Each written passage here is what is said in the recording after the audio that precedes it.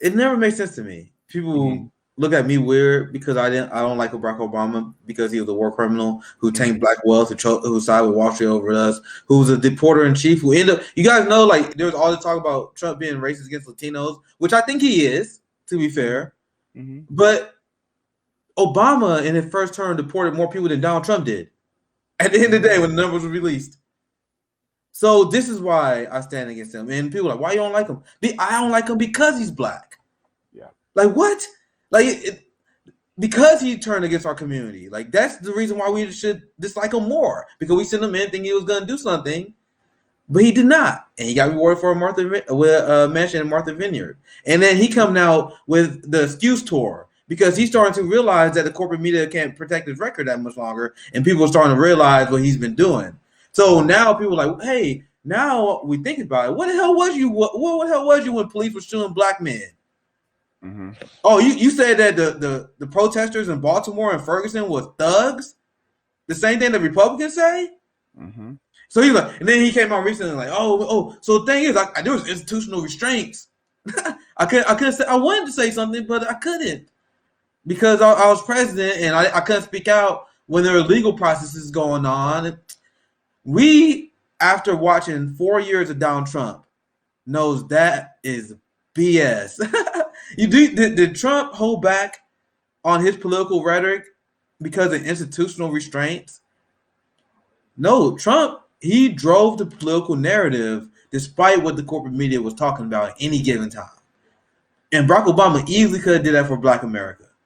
If he actually cared, he wouldn't be in, but if he actually cared, he could easily be like, I don't care if y'all get mad at me. I'm going to speak about the fact that the police are killing Black Americans. I'm trying to decrease the military budget. I'm being blocked by the Pentagon. I'm trying, God.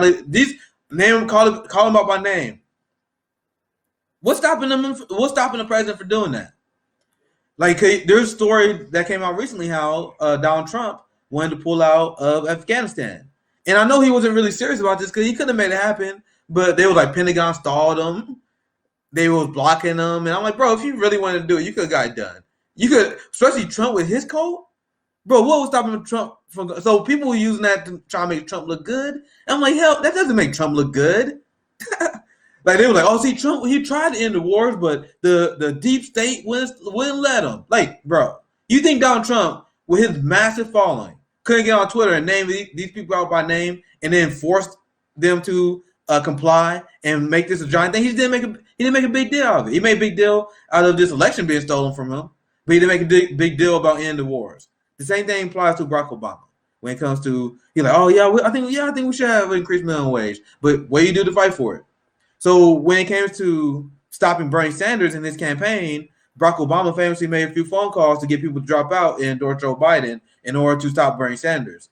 But when people don't have health care in the middle of a pandemic and people are not making a living wage, Barack Obama can't make a few phone calls to force Democratic senators to side with the increased minimum wage and a public option. He can't make a phone call to Joe Biden like, bro, Joe Biden, you promised you would cancel student loan debt. You say you would halt deportations.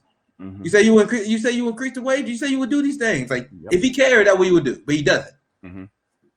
I just want to thank Norman Coner. Yes, that's what I was referring to. Frederick Douglass. Frederick Douglass, and I want to read the quote directly because this is what the left is about. Frederick Douglass said, "Power concedes nothing without a demand. It never did, and it never will. Find out just what any people will quietly submit to, and you have found out the exact measure of injustice and wrong in which will be imposed upon them. And these will continue till they are resisted with either words or blows or with both. The limits of tyrants are prescribed by the endurance of those whom they oppress." Basically, how you let them treat you is how they will treat you. That's basically what Frederick Douglass was saying. And this is one of the reasons why us halting everything and saying, you know what? No, we're not going to allow you guys to keep screwing us over, especially when it comes to a living wage. That's what happens.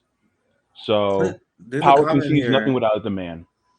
Well said, JB. Sorry. There's a comment here that said Clinton also left his campaign to execute a mentally disabled black man.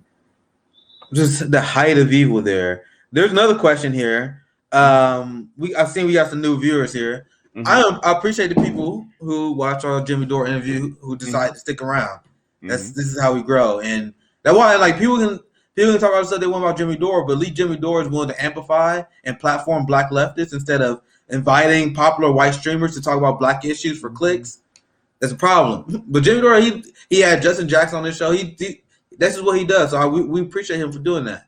So there are a lot of newer viewers watching. So I can tell this is a newer viewer. Did not no disrespect, but he Hmm. said, "Are Nick and James affiliated with any particular political party?" Let's get this new audience an introduction to who we are. James, or is there any political party? Hell Any no. political party Hell that you no. like? Come on, man. You don't like the No. Well, Republicans, okay. the Democrats? Come on, Joe Biden. Okay. He's a caring guy. Uncle Joe, man. Uncle Joe. You don't you just love him when you see him wearing those aviator glasses, licking that ice cream off the cone? Isn't he just a good old grandpa? You see Kamala Harris wearing Air Force Ones with her Oh my Timberlands? God. And Slay she was wearing Queen. some a pair of Chucks too. Oh, Bro, they went to that Kamala meeting. They Harris. increased the military budgets, but she was looking fly, bro. She had them Timberlands Yeah. on. Yeah. It was bombing. And don't forget Trump with that swooped haircut. Oh, doesn't he look so powerful and strong? I Right? see. This is like the best. This is honestly the best partisan impression I have Yeah. because like it doesn't make sense to me. Yeah. Like you guys are worshiping millionaires who became rich as public servants using your taxpayer money, Yeah. and you like these people? Yeah. What? Yeah. Like the Democrats and Republicans are number one, the same party. They are the same group. So yeah, I don't subscribe to that party. Um the only parties that can even come close is probably the Green Party or maybe the Socialist Party. That's probably it. But as far as the party affiliations, I'm an indie. I'm an independent. I'm an independent and I'm a socialist. So that is what I am. Nick, what are you? The concept of political parties at this point makes my skin crawl. Let me Hmm. see if I can find it. I made a tweet that went viral. It shouldn't take Hmm. that long. Hmm. I said that we are surrounded by two political parties masquerading as cults because that's what it is. Because during the Trump event, there we go. I found it. So I'm gonna share screen it because Okay. this is the perfect example of what I'm talking about, and this is why partisanship makes my skin crawl because it's literally cult-like mentality, cult-like behavior, and this is Hmm. why the two-party system benefits the ruling class because the ruling class can do whatever they want. They can be war criminals, they can be rapists, they can be white-collar criminals, they can do stuff like Hmm. execute mentally disabled men like Bill Clinton did, as we discussed earlier. Hmm. But people will feel compelled to defend them because they got to help their team win. Hmm. And for some reason, this game that people play, this game, Hmm. they always try to, people always want to one up each other. Yep. People always got to be like the best at the game. You got to be the best Republican operative. You got to be the best Democratic Party operative. Yep. Can you see this, James? Yes. This was going on Twitter. Look, Hmm. just to show you guys are no different because I laughed at Trump and his supporters. Trump and his supporters, I had no respect for them Okay. intellectually, morally. Like you guys are just a cult. But if you guys think the Democratic Party is any different, you guys are out of your mind because this is a Trump supporter, and this was starting around the time when Trump had his like sexual assault allegations, and Hmm. he had a tape where like you just grab women by the pussy, that Hmm. stuff. Hmm. This is a Trump supporter. She's like, yeah, Trump can grab my pussy. You guys can Hmm. see that there. Hmm. And then Oh. look at this one. Hmm. And this is if you think Trump is crazy, this is coming from the liberal mind. This Hmm. lady says the only white man who can tell me what to do with my body is Joe Biden. Hmm. Yuck. Yeah. Yeah. Yuck. So meanwhile, you had like Biden who go ahead, JB. I just want to address Jean. She said I didn't assume either you were Democrats or Republican. I'm independent and work with Fuente um, Amplia. I'm sorry, I didn't want to mess up that name. A communist party. That's cool. And the thing is, we're not working on your assumption. We're actually attacking anybody who we're not necessarily attacking, but we're kind of clowning on people Yeah, who that was more us. may That be wasn't us watching mocking later. the question. It was us Yeah, mocking the idea that anyone yeah, would even be yeah, like. I'm a member of the Republican Party. I've been a Republican for 24 years. I've been hmm a lifelong Democrat. Look, like that is yeah, so. That's alien to me. Like yeah, it really is. That I yeah, was so. I like the question. That's why we read it. I wouldn't yeah, read it if I thought it was a bad question. So I think it was an important question, and yeah. that's It how was we a good feel. I think it's question. stupid. I think it was. Yeah, I think it's just the idea of hmm beating a partisan is ridiculous to me. yeah, yeah. Doesn't make any So thank sense. you, comrade. We appreciate the question. I voted Um, Green Party 2 times. Like the only time I voted was in 2012 because I technically couldn't vote in 2008. I was a senior in high school and just barely missed the cutoff. And mhm. I in 2012, even then, I was like, I heard Obama did some stuff. I wasn't that educated back then, but the veil was slowly starting to lift because of people like Cornel West. Hmm. But that was the last time I ever felt for the lesser two evils. Because this is the funny thing, JB. Hmm. This is the funny thing. I was like, yeah, Barack Obama is doing some things I don't like, but Mitt Romney, he is terrifying. Mitt Romney, this is how good the propaganda was. And you see, they replace it every 4 years. There's another one. Like Yep. they doing Marjorie Taylor Greene now. She's the new one we're supposed to be scared of. Hmm. And Mitt Romney was the guy I was like, bro, he's like this. He's like this. It's extreme fundamentalist, trickle down economic Hmm. pushing. Like I'm only thinking like he the. My thought was he's gonna get in and he's gonna do the same war. He'll do the same thing that George Bush did, expand all Hmm. the wars. But that was Barack Obama. I didn't know it back then. Like, I just Hmm. knew something was up, but I didn't know. They're like, bro, if the fucking thing, if Mitt Romney won, like I thought about this before. Maybe I was got too stoned, but like Mitt Romney won, we probably would have been in a better position to win 2016 with Bernie Sanders. Like they Maybe. probably would have been better because Mitt Romney supported Obamacare. That's Hmm. Romney care. Hmm. Obama and Mitt Romney was pretty similar on foreign policy. Yep. So I'm thinking like in the long run, and then we probably would have avoided Trump. Like this is what I was thinking as well. Like, bro, if Mitt Romney won, Trump wouldn't have like there wouldn't have been a Republican primary. So Trump would never happen. You had a Democratic field going against this like rich, like unapologetically rich guy who would implemented trickle down economics. Hmm. Dude, I think Bernie Sanders would have been in a way better position in that situation than going against the Democratic Party, who had at the time considered a massively successful Democratic incumbent president. So because Barack Obama at the time was a massively successful Democratic Party incumbent, that gave more credibility to the person who was his successor. And the person he made his successor in 2016 was Hillary Clinton. Hmm. She was his Secretary of State, and he was like, she's the one. But if he lost to Mitt Romney, once again, this is all theoretical. So like this didn't happen. So it's just me just theorizing. So it's like if Barack Obama lost to Mitt Romney, that hurts his brand. That hurts the brand of the Clintons, and then the Democratic Party would have had a reset. And then Bernie Sanders, I think he will wipe that clean out. But all this it's just all hypothetical. What you guys thought? What you guys thought on that? Do you guys think that's unreasonable? Let's see what's some other comments. Some Of any course. questions in Yeah. here. I want to hear you guys thoughts on that theory because it's not something to take too seriously because it just like Mitt Romney lost. So it's like that's just something I just thought about. Maybe I Hmm. was stoned. I was thinking like, damn, if Mitt Romney beat Obama, we'd probably be in a way better position right now. We see. Let me see. Joe, yeah, that's a comment. That's what I always like. Keep repeating it. You guys know who watch my show. I repeated it multiple times because the corporate Hmm. media and liberals don't know it and they don't repeat it. Joe Yeah. Biden has deported more Haitians than Trump did his entire term, and that was before the first 100 days. Hmm. So if you're a liberal with Black Lives Matter in your profile, you should probably take that off. And Hmm. you like Joe Biden. That's what you probably should do. Yeah. Yeah.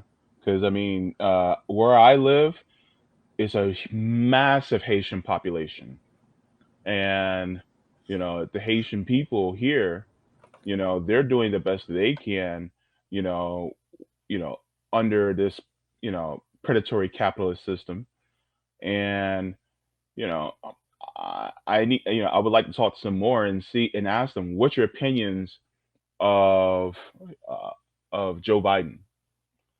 I'm pretty sure a lot of them would have some unsavory things to say uh, about Joe Biden, especially since all the deportations of Haitians in this country, and so and those are some of the people who also need our support. We need to support the people who are Palestinians.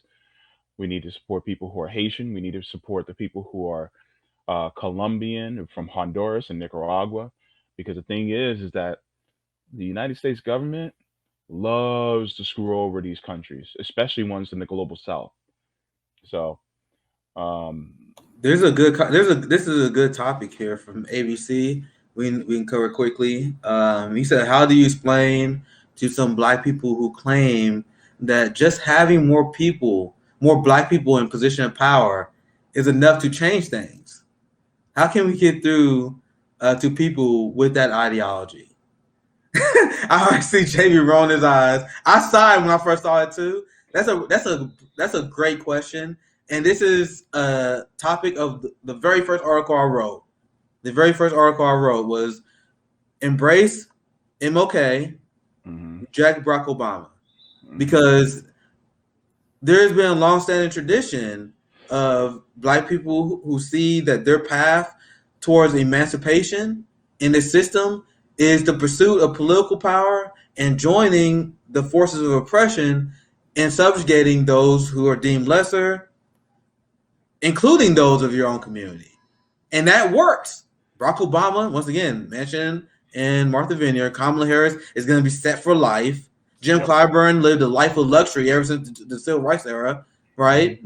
So these things work. Even John Lewis himself voted for U.S. authorization to make Libya a slave state, but he's taken care of for that. So this is a long-standing tradition, and the quote that you guys just heard me say comes from W.B. Du Bois. He wrote in Socialism in the American Negro, and Dr. mhm, Cornel West actually stated himself that even W.B. Du Bois wasn't even a diehard leftist. Even he acknowledged the problem that we got black people who sell out our community. mhm, So honestly, it's a very tough situation, but that's why we started Fred Hampton Leftists. mhm, We started Fred Hampton Leftists because I said a while ago that it's unfortunate, mhm, but because you have the liberals and you got corporate propaganda, it's mhm, harder for a white leftist ally to criticize uh, black people of power. So black leftists, young black leftists, have to put it upon themselves to go after Barack Obama, go after Jim Clyburn. That's what I do with my channel and my content, because I think that blows that whole narrative out of the water. Because I'm like, these people, the black people in power, actually are complicit with selling us out to the prison state. Because I won't get your thoughts on this, JB. I'm gonna say one last thing, because I remember mhm, during the Bernie Sanders campaign, both of them, when he ran against Hillary Clinton and Joe Biden, and whenever our movement attacked Hillary Clinton and Joe Biden for their support of the crime bill, the liberals said the same thing, and they said often, "Oh, you guys are just white privileged kids. You guys don't know what it was like to be black in the street in the '90s. Do you guys know that most black people supported the crime bill? No, that was false. There always were black activists fighting against the crime bill. It was the Black Congressional Caucus, the black bourgeoisie that was elected and donated to by the same prison industrial complex that helped them get elected, that supported the crime bill, and then they was the one who sold it to our community as, oh, there's no other answer. We can't give you health care, we can't give you wages, we can't give you housing. We gotta lock y'all up. We gotta lock y'all niggas up. That's what they said pretty much. We gotta mhm, lock y'all niggas up. Y'all gotta pull y'all pants up, stop listening to rap music, stop playing video games, or we got like that tough on crime stance that destroyed the mhm, black community. That wasn't black activists pushing for that. It was the Black Congressional Caucus, and that's just a short summary of how we've been like sold out by black leaders. So mhm, that mindset that black people in position of power helps us is actually mhm. just like opposite. Yeah. They are used as tools to hurt us, just like Mhm, Kamala Harris. Like, you guys know that Kamala Harris never prosecuted a cop in her entire career.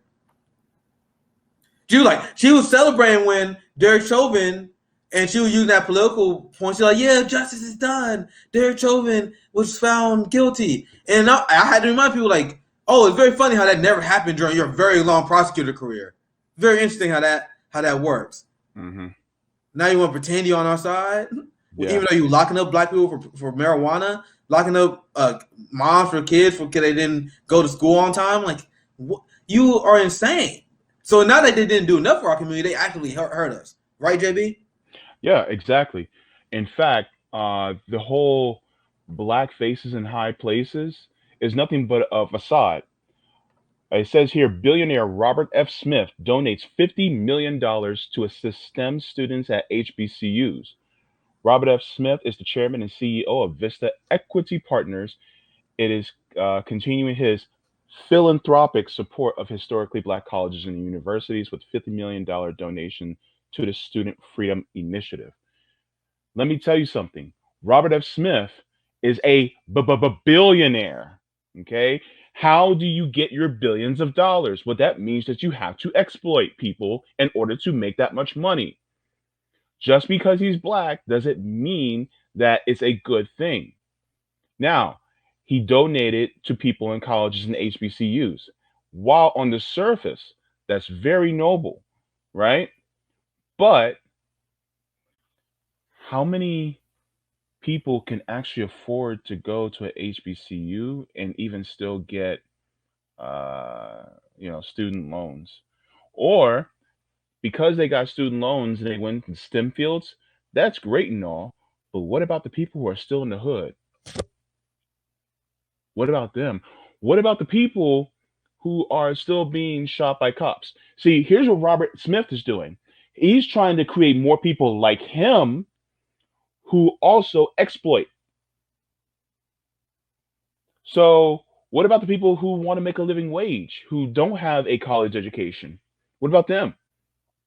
So, this is some of the things that people don't ask, Or if people have to get their student loans canceled by a billionaire, that's in itself is a problem, isn't it? Why is it that you have to step in with your billions of dollars so that these young men at this HBCU, I think it was Morehouse, I think it was at Morehouse. It might have been Howard or Morehouse. But why do you have to step in to do this when we could just cancel all student debt like that and then make public colleges and universities tuition free? Why not? Why aren't you advocating for that? Oh, because you want to keep it the bourgeoisie. And is that fact is actually interesting. There is a video by a comrade. Her name on there is called Nappy Headed Jojoba, also known as T. Shout out to her. And she actually did a video on Black excellence and how Black excellence is just a facade to keep the capitalist system up by making Black capitalists. And what did Fred Hampton say? We're not going to attack capitalism by having Black capitalism. We're going to attack capitalism with socialism. Yes, that's how you do it. Because guess what? Those Black faces in high places, if guess what? If they're oppressing, what the hell does it matter what color their skin is? It doesn't matter at all. A Black oppressor is still an oppressor. A gay oppressor is still an oppressor. A non-binary, non-gender conforming oppressor is still an oppressor. A neurodivergent oppressor is still an oppressor. It doesn't matter. You have to change it from being an oppressor to somebody that helps liberate. But if you don't have that person, it doesn't matter what they look like or who they sleep with or how their brain works. So that's just something, so the whole like, oh, having more black people in the upper echelons of society, as we call them, block people, BLAQUE, block, you know, they look down on us too. What's the difference? The only way you can make it so that they don't look down on us is you kind of take that lofty throne and push it down a few pegs. Make sure that they pay us a living wage. Make sure that we have healthcare just as good as theirs. Make sure that we're not getting sent out, by the military industrial complex to for-profit wars to take resources from people in other countries. I'm sick and tired of brown people seeing the US flag going to their country to extract resources from them and killing them for fighting against it. I'm sick and tired of it. And this is not just happening in the Middle East, it's happening in the global South and South America. This is also happening in different countries in Africa. And so, aren't you tired of it? I certainly am, because that's what solidarity is about, because we stand with them as well as everybody else who's oppressed.